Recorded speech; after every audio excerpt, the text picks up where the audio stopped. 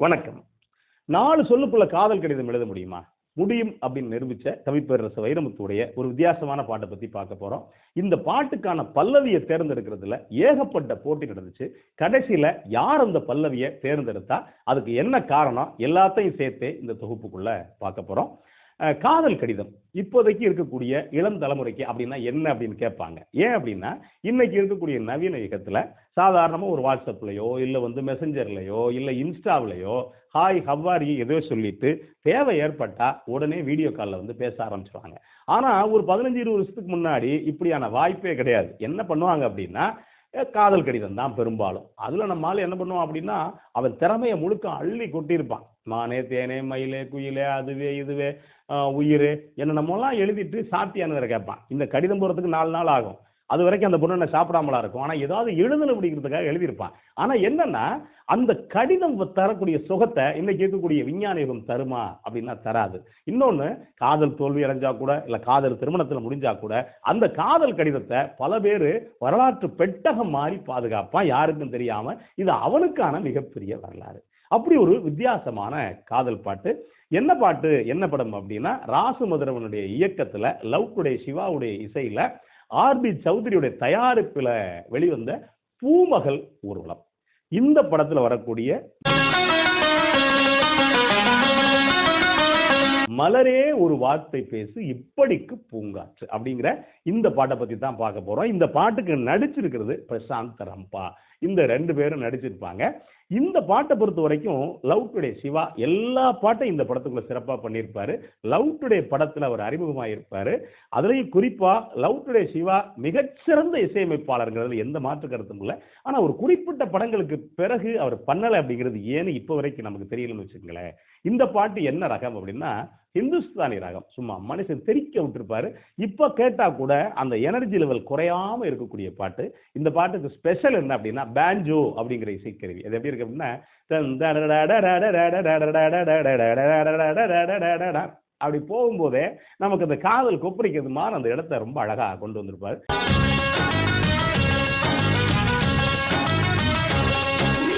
உள்ளுக்குள்ள புல்லாங்குழல் அந்த மாதிரி கருவி எல்லாம் பண்ணிருப்பாருன்னு வச்சுக்கோங்களேன். இந்த பாட்டு பல்லவியே நம்ம மனசை தொற்றும். மலரே ஒரு வார்த்தை பேசு இப்படிக்கு பூங்காற்று காற்று வந்து காது கடித்தும் இன்னும் என்ன மௌனமோ அப்படின்ட்டு அந்த மலருக்கான வெட்கம் என்ன விஷயங்கள் என்னென்ன சொல்லியிருப்பாரு அப்படின்னா, அச்சந்தான் உன்னாடையோ வெட்கம்தான் முந்தானையோ மௌனம்தான் உன்வேலியோ பெண் பூவே வா வா அப்படின்னு இருப்பாரு. இதுல பெண் பாடுறதுக்கு 2 வரிகள் மட்டும் வச்சிருப்பாரு கவிஞர். என்ன அப்படின்னா,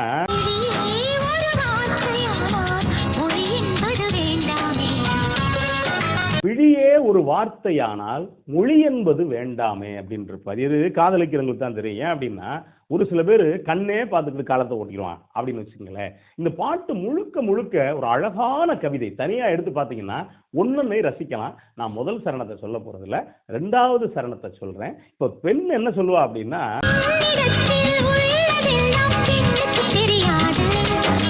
பெண்ணிடத்தில் உள்ளதெல்லாம் பெண்ணுக்கு தெரியாது, ஒரு ஆணின் கைகள் தீண்டு மட்டும் அவசியம் புரியாது அப்படின்னு. அடுத்து கவிஞர் வரி வச்சிருப்பாரு, ரொம்ப அழகா சொல்லியிருப்பாரு.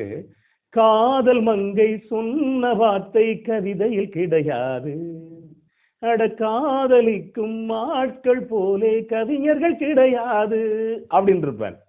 ஏன் அப்படின்னா, காதலிக்கிறவன் தான் பல பேர் கவிஞர் ஆவான். ஆனா உண்மையிலேயே காதலிக்கிறவன் உண்மையிலேயே காதல் கவிதையை ரொம்ப அழகா எழுதுவான். அதுல காதல் மங்கை சொன்ன வார்த்தை கவிதையில் கிடையாது அப்படின்னா, இப்படி வேணா அதிகமா எழுதினவெல்லாம் ஆண்கள், அதனால வார்த்தைகள் இல்லை, நீ புதுசா இருக்குது அப்படின்னு இருப்பாரு.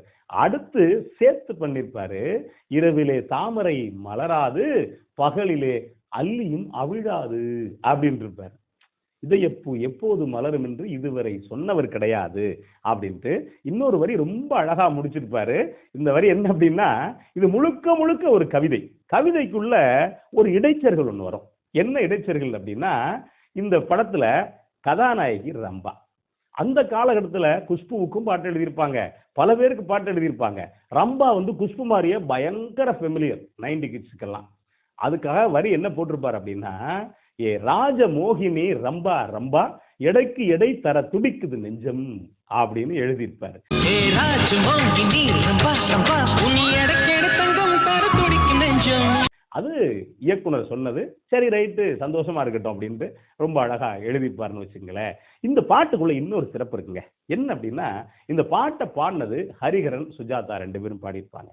ஹரிஹரன் யாரும் தொட முடியாத ஒரு இடத்த உச்சத்த தொட்டிருப்பாருங்க. என்ன நல்லா கவனிச்சு பாருங்க. சரணம் முடிஞ்சு துண்டு பல்லவி வரும். இந்த மலரே ஒரு வார்த்தை பேசுறதுக்குல்ல. இது என்ன வேணாலும் ஆலாபனை பண்ணலாம். ஆனா இவர் என்ன பண்ணிருப்பாரு அப்படின்னா, மலரே ஒரு வார்த்தை பேசு அப்படிங்கையில அது ஐஸ் மாதிரி நம்ம மனசை ரொம்ப அழகா உருவ வச்சிருப்பார்.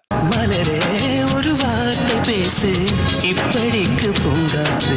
சரி, இந்த பாட்டை நீங்க கேளுங்க. இதுக்குள்ள நீங்க என்னென்ன வார்த்தைகள் உங்களுக்கு வித்தியாசமா இருக்கோ அதையெல்லாம் நீங்க கமெண்ட் பாக்ஸ்ல பண்ணலாம். அப்புறம் இன்னொன்னு, இந்த பாட்டு சொன்னல 4 சொற்களுக்குள்ள எப்படி காதல் கடிதம் எழுத முடியும் அப்படின்னு. எந்த 4 சொற்கள் அப்படின்னா, மலரே ஒரு வார்த்தை பேசு, அவ்வளவுதான். இப்படிக்கு பூங்காற்றுங்கிறது பை. அப்போ இந்த 4 சொல்லுக்குள்ள அவ்வளவு அழகா பல்லவியில காதல் கடிதத்தை எழுதியிருப்பாருன்னு வச்சுங்களேன். இப்ப இந்த பாட்டை கவிஞர் எழுதுறாரு. எழுதுனா கிட்டத்தட்ட ஒரு 5 பல்லவி கொடுத்திருக்காரு. 5 பல்லவியில இயக்குனருக்கு ராசு மதுரவனுக்கு ஒரு பல்லவி பிடிக்குது. அதே மாதிரி இவர் மியூசிக் டைரக்டர் இருக்கார் இல்லையா சிவாவுக்கு ஒரு பல்லவி பிடிக்குது. அப்புறம் மற்றவங்களுக்கு ஒரு பல்லவி பிடிக்குது. இப்போ கவிஞருக்கு என்ன அப்படின்னா, கவிஞருக்கு ஒரு பல்லவி பிடிக்குது. அதை அவர் சொல்ல முடியாது. என்ன அப்படின்னா, அவங்க என்ன சொல்றாங்களோ அதை முடிவு பண்ணட்டும் அப்படின்ட்டு 5 பல்லவி வச்சுட்டு உட்கார்ந்துருக்காரு. அந்த நேரத்துல சரி யார் வந்தா சரியா இருக்கு அப்படிங்கிறப்ப படத்துடைய தயாரிப்பாளர் ஆர்பி சௌத்ரி. உண்மையிலேயே சௌத்ரி மாதிரியான ஒரு தயாரிப்பாளர்கள் 100 படங்களுக்கு மேல பண்ணியிருப்பாரு. பல சினிமாக்காரங்களை வாழ வச்சவங்கள அறிமுகப்படுத்தினதுல சௌத்ரிக்கு ஒரு மிகப்பெரிய பங்கு உண்டு. அப்ப சௌத்ரி உள்ள வந்தவர்கிட்ட 5ஐயும் காட்டுறாங்க. சௌத்ரி என்ன பல்லவியை தேர்ந்தெடுக்கிறார் அப்படின்னா, மலரே ஒரு வார்த்தை பேசி இப்படிக்கு பூங்காற்று அப்படின்னு இந்த பல்லவியை தேர்ந்தெடுக்கிறார். அப்ப பார்த்த உடனே சரி மற்றவங்க யாரும் ஒன்றும் சொல்ல முடியல. சரின்ட்டு இதுதான் சரின்ட்டு ஓகே பண்றாங்க. அதுக்கு ஆர்பி சௌத்ரி சொன்ன காரணம் என்ன அப்படின்னா, ரொம்ப முக்கியமானது, மலரே ஒரு வார்த்தை பேசு அப்படின்னு ஒரு மிகப்பெரிய காதல் கடிதத்தை வெறும் 4 சொல்ல போட்டிருங்க கவிஞரை. இதுதான் ரொம்ப முக்கியமா வேணும் இந்த பாட்டுக்கு, சிறப்பா இருக்கு அப்படின்னு சொல்லிட்டு வச்சிருக்காரு. இத்தனைக்கு என்ன அப்படின்னா, ஆர்பி சௌத்ரிக்கு பூர்வீகம் தமிழ் கிடையாது. ஆனா தமிழை நேசிச்ச ஒரு மனுஷனாலதான் இப்படி ஒரு அழகான ஒரு பல்லவியை தேர்ந்தெடுக்க முடியும். அப்புறம் கவிஞர் நினைச்ச பல்லவி எது அப்படின்னா இந்த பல்லவி தான். இப்படி ஒரு அழகான பாடல். இப்போ நீங்க இந்த பாட்டை கேட்டு பாருங்க. நன்றி, வணக்கம்.